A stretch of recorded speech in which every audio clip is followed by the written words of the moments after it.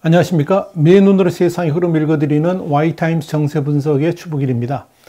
중국의 시진핑 국가주석이 공동부유를 기조로 해가지고 부동산 시장의 거품을 잡기 위해서 이 부동산세를 도입하려고 했지만 이 공산당 내부는 물론이고 은퇴한 이 공산당 당원들까지 강력하게 반발하고 나서니까 이 부동산세 도입에 대해서 전면적으로 재검토를 시작했다.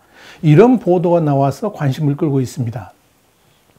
미국의 월스트리트저널이 미국 시간으로 19일 보도한 내용을 보면 시진핑 주석이 국정기조인 공동부유를 실현하고 중국의 부동산 거품을 잡기 위한 핵심 정책으로 이 부동산세를 전국적으로 도입하려고 했지만 반대 여론이 워낙 강하고 역풍까지 일어나면서 후퇴할 수밖에 없는 상황으로 몰리고 있다. 이렇게 보도를 한 겁니다.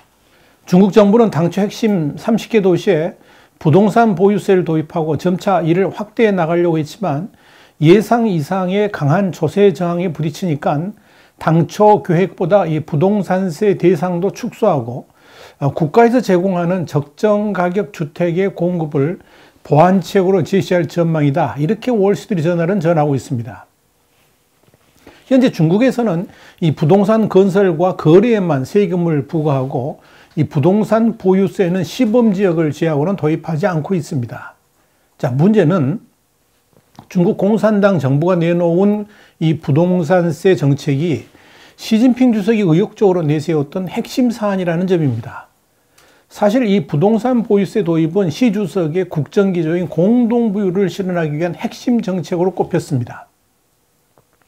시 주석은 지난 8월 제10차 중앙재경위원회 회의에서 빈부격차를 줄이기 위해서 부동산세의 입법과 개혁을 적극적이고 착실하게 추진해서 이 시범지역을 잘 수행할 수 있도록 준비를 하라. 이렇게 강조를 하고 또 지시를 했죠. 그러면서 집은 거주하는 곳이지 투기의 대상이 아니다. 그러면서 이 부동산세 도입 의지를 강하게 내비쳤습니다. 지난 18일에도 이 공산당 이론지인 치우스는 부동산세 입법과 개혁을 적극 추진하고 시범사업을 잘 해야 된다. 이런 시 주석의 2달 전 발언을 대외적으로 공개하면서 이 부동산세 도입에 군부를 지폈습니다. 사실 이 부동산세 도입은 중국에 있어서 해묵은 숙제이기도 합니다. 부동산 보유에 따른 세금이 없고 상속세도 없다 보니까 이 빈부격차를 완화하고 부동산 시장을 안정시키기 위해서 세금을 도입해야 된다는 주장이 지속적으로 제기되어 왔었습니다. 또 시 주석이 부동산 보유세 도입을 적극 추진한 것도 중국의 집값이 이 경제 성장 속도보다 훨씬 빠르게 급등하고 있고 대출이 계속 부동산 투기로 유입되니까 이 거품을 키우는 악순환이 이제 반복되고 있다. 이런 판단 때문이었습니다. 이런 시진핑 주석의 의지는 최근 부동산 개발업체 헝다그룹이 사실상 파산의 위기에 처하면서 중국 경제 전반을 흔들 수 있는 위협적 사안으로 등장을 했음에도 중국 당국이 별다른 관용을 베풀지 않고 있는 것으로도 드러납니다. 그런데 이렇게 시진핑 주석의 역점 추진 사업임에도 불구하고 반발이 심각하다는 점에서 논란이 되고 있는 겁니다. 월스트리트저널은 공산당 내 논쟁 속에서 고위직과 당원 모두 부동산세 부과를 강력하게 반대하고 있다. 이렇게 익명의 소식통을 인용해서 보도를 했습니다. 특히 이 다수의 관리들도 부동산 세금 때문에 주택 가격이 급락하게 되면 소비자 지출이 함께 급감하면서 소비 여력을 훼손해서 경제 전체에 심각한 타격을 가할 가능성을 우려했다라고 월스트리트저널은 전했습니다. 월스트리트저널은 심지어 공산당의 은퇴한 고위 간부들도 부동산세를 낼 돈이 없다 그러면서 도입 철회를 촉구하는 탄원서를 보냈다 그러면서 당원을 포함한 많은 이들이 2채 이상의 집을 소유하고 있는 상황에서 이 부동산세는 잠재적인 사회 불안 요소가 되고 있다라고 보도를 한 겁니다. 그런데 여기서 이 월스트리트저널이 언급을 했던 잠재적인 사회 불안 요소, 이 내용이 주목을 끄는 게 뭐냐면 시진핑 주석 체제에 대한 저항 내지 도전 가능성을 내포한 것이기 때문에 그런 겁니다. 다음 달 11월에 열리는 6중 전후에서 역사결을 거쳐서 내년 10월 20회 당대회에서 3년임 승인을 거쳐 이제 장기 집권 체제로 돌입하려고 하는 이 시진핑 주석에게 당원들의 거센 반발은 부담이 될 수밖에 없을 겁니다. 결국 전방위적인 역풍을 우려한 한 정부 총리는 시진핑 주석에게 전국적인 부동산세 도입은 시기상조라고 건의했다 하는 것입니다. 앞서 이 시진핑 주석은 일부 도시에서 도입한 부동산 관련 과세를 전국적으로 확대하는 임무를 한정 부총리에게 맡긴 바 있습니다. 그런데 이들의 주장도 일리가 있습니다. 중국의 경우에 도시 가정의 90% 이상이 집을 갖고 있고요. 또 부동산 산업은 국가 총생산, 그러니까 GDP의 3분의 1에 육박할 정도로 비중이 큽니다. 더불어서 가계부채의 80%가 부동산에 묶여 있습니다. 그렇기 때문에 부동산세를 부과하게 되면 당연히 가처분 소득의 감소를 불러오게 될 것이고 집값마저 떨어뜨리면서 소비 축소로 이어질 여지는 충분히 있습니다. 또 토지 판매로 작년에만 1조 달러 이상의 세금을 걷어들였던 지방정부도 부동산 보유세가 토지 수요를 감소시킬 수 있다라고 우려를 하고 있습니다.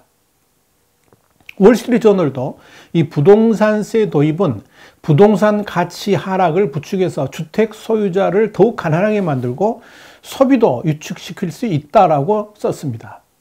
결국 이 득보다는 실이 크다는 판단 때문에 이 시진핑 주석이 의욕적으로 추진하던 부동산세 도입은 일단 급 브레이크가 걸렸다 하는 이야기입니다. 월스트리트저널은 이에 따라서 부동산세 입법은 중국의 14차 5개년 경제개발계획 기간이 끝나는 2025년까지도 이루어지지 않을 가능성이 있다고 전망했습니다. 또한 당초 30여 개 도시를 대상으로 검토했던 부동산세 시범 사업도 10개 도시 정도로 축소될 것으로 보입니다. 일단 2011년부터 고가주택과 다주택자에 한해서 부분적으로 부동산세를 시범 도입한 상하이하고 충칭 같은 일부 대도시에서부터 시범 사업을 점진적으로 확대를 해가지고 이 부동산 시장에 가해질 충격을 완화하는 방식으로 선회할 가능성이 높은 것으로 보입니다. 현재 확대 대상으로는 선전, 하이난, 그리고 항저우 등이 유력하게 검토되고 있는 것으로 알려졌습니다. 월스트리트저널은 중국 관리들은 시범 사업의 세율과 면제 범위 등을 놓고 여전히 실랑이 중이고 대도시에서 점진적으로 세금 계획을 시험하는 방안을 논의하고 있다 그러면서 이 국가가 적정 가격의 주택을 제공하는 방안도 대안으로 떠오르고 있다라고 전했습니다. 중국 관영 중국부동산보는 지난 17일 선전, 하이난, 저장의 경우에 부동산세 입법이라는 긴 과정을 거치지 않고 시범 실시 대상에 들어갈 수 있다라고 보도를 했습니다. 중국 부동산보는 중국 주택토농건설부가 관리하는 관영 매체입니다. 이들 지역은 이 IT 산업이라든지 관광 등이 몰려있는 중국 내의 소위 부자 도시들입니다. 저장성은 지난달 20일 공동부유 저장 시범지구 건설 방안을 대대적으로 발표한 곳이기도 합니다. 그런데요, 여러분, 이유가 어찌됐건 시진핑 주석이 마음 먹고 추진하려고 했던 부동산세 도입 자체가 이 급 브레이크가 걸리면서 전면적인 수정을 하게 되었다는 것은 여러 가지 시사점을 던져줍니다. 우선 전 인민을 위한 공동부유를 추진하는 시 주석이 다른 계층도 아니고 부자와 당원들의 반발로 물러섰다는 점은 지금 시진핑 주석 집권 체제의 한계를 드러낸 것이라는 지적이 나옵니다. 특히 헝다그룹의 사실상 파산 등으로 중국 경제가 휘청거리는 상황에서 공산당 이론지인 시우스까지 나서가지고 시진핑 주석의 부동산 정책 시행을 압박을 했고 또 관영 매체들이 많은 재정 및 조세 전문가들의 발을 인용해가지고 공동부유 달성을 위해서 소득 분배와 관련된 조세의 역할을 늘릴 필요가 있다. 뭐 이런 지원 사격까지 어마어마하게 했지만 그럼에도 불구하고 이런 적극적 공세가 시작된 지 불과 이틀 만에 공산당 내의 반발 분위기가 외부로 전해지고 급기야 시진핑 주석의 역점 사업이 방향을 틀게 되었다는 것 자체가 시진핑 지도부에게는 심대한 타격이 될 수 있다 하는 이야기입니다. 분명한 것은 지금 시진핑 주석이 시행하려고 했던 부동산세 도입은 제대로 방향을 잡은 정책이라는 점입니다. 중국은 개인이 가지고 있는 주택에 대한 보유세 개념에 세금이 없습니다. 그래서 개인이 수백 채를 가지고 있어도 전혀 재산세를 내지 않습니다. 그러다 보니까 당연히 주택에 대한 투기적 수요가 증가를 하면서 부동산 가격도 상승하게 되고 여기에 따른 역작용으로 빈부격차가 심해지는 등 온갖 사회적 문제가 발생하는 원인으로 지목되고 있는 겁니다. 그래서 진즉부터 중국 공산당과 정부도 이런 문제점을 인식하고 오래 이 재산세 도입을 추진을 해왔습니다만은 번번이 실패를 했습니다. 그러다가 이번에 또다시 시진핑 주석이 부동산세 도입 카드를 꺼내 들었지만 또다시 좌초하게 된 것입니다. 이와 관련해 가지고 월스트리트저널은 세금에 대한 반발은 다른 무엇보다도 시 주석을 위험하게 할 수 있는 신호 중 하나다 이렇게 지적을 했습니다. 그래서 어쩔 수 없이 한정 부총리조차 너무 광범위하게 재산세를 부과하지 말자라고 건의했다 하는 양입니다. 그렇다면 시진핑 주석의 역점 아젠다인 공동부유 추진에는 문제가 없을까요? 시진핑의 공동부유 추진의 핵심 개요는 크게 민간기업하고 중산층 이상의 부자들로부터 나오게 됩니다. 민간기업들이야 목을 비틀면 어쩔 수 없이 비싼 세금 낸다 치고 공산당 시책에 협조할 가능성이 높지만 중산층 이상의 부자들로부터의 소위 자발적 기부는 쉽지 않을 가능성이 상당히 큽니다.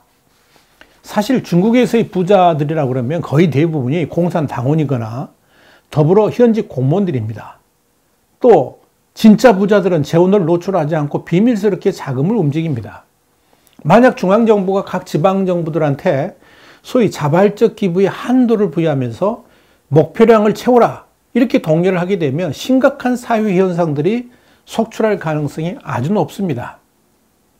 기업은 기업대로 반발할 것이고 또 그렇게 되면 정상적인 경제 구조가 아니라 뒤틀어진 암흑경제가 양산될 가능성도 아주 높습니다. 또한 공동부유로 인한 객출이 많아지게 되면 당연히 여기에 대한 역작용으로 세수는 줄어들게 될 겁니다. 세수가 줄어들게 되면 감소하게 되면 당장 지방정부는 치명타를 입게 되죠. 그러면서 지방정부는 이 부족한 세수를 채우기 위해서 또 다른 무리수를 둘 가능성이 아주 높아집니다. 그게 중국이기 때문에 그렇습니다. 한마디로 약탈의 경제, 그리고 약탈의 경제가 지배하는 중국으로 변모를 하면서 중국 경제의 기본적인 프레임, 틀 자체가 완전히 흔들릴 가능성이 아주 높다 이렇게 볼 수가 있습니다. 여기에 민간인들, 그러니까 소위 중산층 이상이라고 불려지는 이들에 대해서 소위 자발적 기부를 강요하게 되면 이들의 반발은 또 다른 저항을 불러오게 될 것이고 이건 중국 사회의 혼란으로 이어질 수도 있을 겁니다. 이번 부동산세에 대한 공산당원들의 반발이 그럴 가능성을 이미 보여주고 있습니다. 아마도 소위 자발적 기부를 중국 사회에 강요하게 되면 그때는 또 어떤 반발들이 중국 내에 퍼져나갈지 모릅니다. 그런 관점에서 이번 부동산세 파동은 중국 사회에 뭉치면 시진핑도 이길 수 있다. 뭉치면 시진핑도 이길 수 있다. 이런 새로운 이슈를 던져주었다라고 보시면 될 겁니다.